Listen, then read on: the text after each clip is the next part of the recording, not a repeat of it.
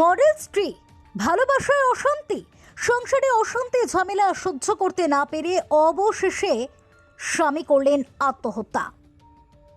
Model স্ত্রীর ভালোবাসায় মুগ্ধ ছিলেন ত্রিপুরায় এনআইটিতে কর্মরত প্রেমিক।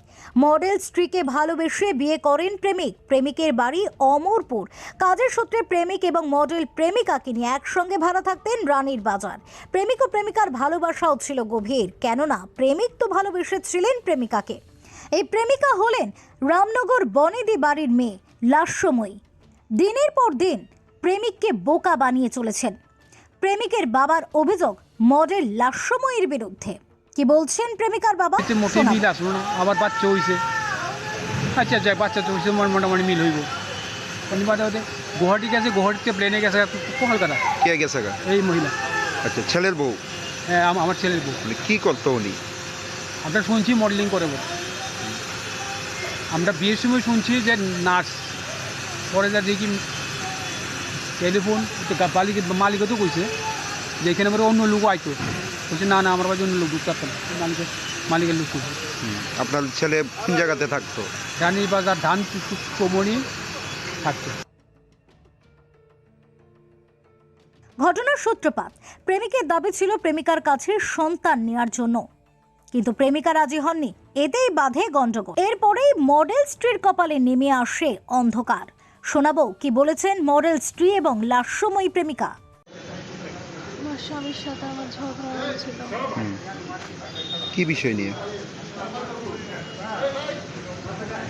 ঝগড়াটা কি নিয়ে হয়েছিল? ঝগড়াটা হয়েছিল অনেক কিছু নিয়ে। হ্যাঁ, একটা এলআইসি করতে হইলো, আমি এলআইসির ব্যাপারে ভালো বুঝি না। কইতাছিল তোমার কাছে গয়নাটি আছে, ওইটি দিয়া একটা বন্ধক দিয়া ভালো টাকা লইয়া একটা এলআইসি সে একদম না।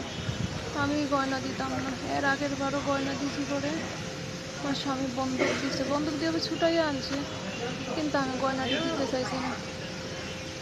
কত টাকা মানে গয়নাটি ভ্যালু? বিয়ের গয়না কত টাকা?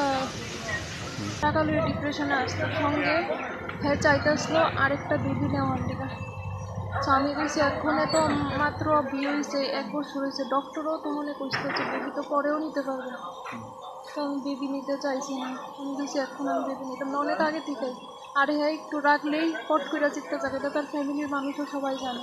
প্রেম এবং ভালোবাসার শব্দগুলির ওপরে কোনো সন্দেহ নেই, কিন্তু ভালোবেসে একেবারে আত্মহত্যার পথে যাওয়াটাও উচিত নয়।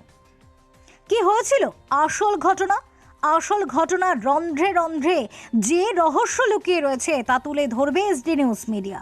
তার জন্য চোখ রাখুন এসডি নিউজ মিডিয়ার পর্দায়।